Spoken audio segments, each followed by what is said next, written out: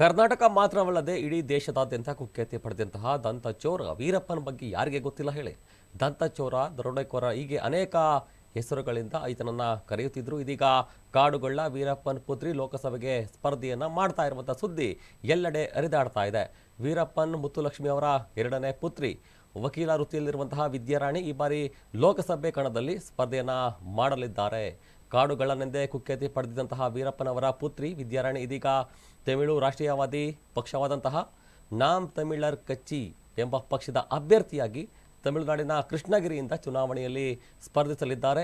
ವಿದ್ಯಾರಾಣಿ 2020 ಫೆಬ್ರವರಿಯಲ್ಲಿ ತಮಿಳುನಾಡಿನ ಕೃಷ್ಣಗಿರಿಯ ಸಂದನ ಕಾಡ್ನಲ್ಲಿ ಬಿಜೆಪಿ ಸದಸ್ಯೆಯಾಗಿ ಸೇರಿಕೊಂಡಿದ್ದರು. ಈ ಸಂದರ್ಭದಲ್ಲಿ ಪ್ರತಿಕ್ರಿಯೆ ನೀಡಿದಂತಹ ವಿದ್ಯಾರಾಣಿ, ಜನಸೇವೆ ಮಾಡಬೇಕು ಎಂಬುದು ತಂದೆಯ ಆಸೆಯಾಗಿತ್ತು, ಆದರೆ ಅವರು ಆರಿಸಿಕೊಂಡ ದಾರಿ ತಪ್ಪಿದೆ. ರಾಷ್ಟ್ರ ಮತ್ತು ಜನರ ಸೇವೆ ಮಾಡಲು ಬಿಜೆಪಿಯನ್ನು ಸೇರಿದ್ದೇನಂತ ಈಗಾಗಲೇ ಹೇಳಿಕೆಯನ್ನು ಕೂಡ ಕೊಟ್ಟಿದ್ರು. ಆದರೆ ಇತ್ತೀಚೆಗೆ ಬಿಜೆಪಿಗೆ ರಾಜೀನಾಮೆ ನೀಡಿದಂತಹ ವಿದ್ಯಾರಾಣಿ ನಾಮ್ ತಮಿಳರ್ ಕಚ್ಚಿ ಪಕ್ಷಕ್ಕೆ ಸೇರ್ಪಡೆಯನ್ನ ಗೊಂಡಿದ್ರು. ಈಗ ಚುನಾವಣೆಯಲ್ಲಿ ಕೂಡ ಸ್ಪರ್ಧೆಯನ್ನ ಮಾಡ್ತಾ ಇದ್ದಾರೆ.